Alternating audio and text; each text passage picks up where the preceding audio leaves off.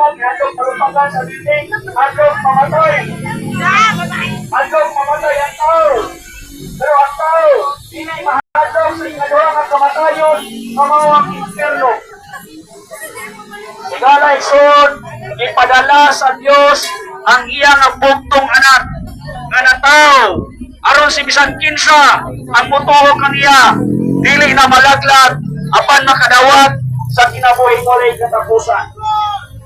Ayaw pag-ambot na ikaw patanong ka karon base marita ta nga nay nalumpagan ya patay na.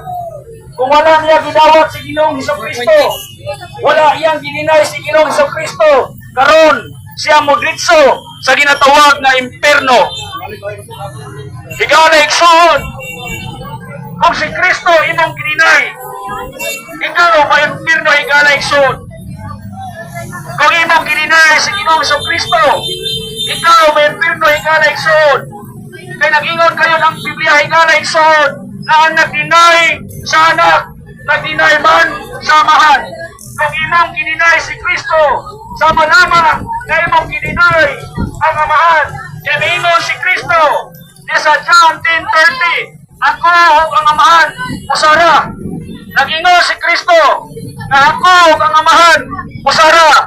Siya ang anak sa Diyos na may konsal sa kalibutan. Siya ang anak sa Diyos na may sakripisyo niya sa kalibutan. Unang nagwali. Yang itawag ang iyong mga disipulo. Pinon sa ikalayson, panakaw ka mo, o iwali ang mayong balita. O sila mabutismuhi sa ngalan, sa mga nugsana, kung sa Espiritu. O higalayson, itumal kini siyang mga tinanan higalayson. Ngunit ginatawag ang Great Commission. Dako ang kasukuhan sa Diyos.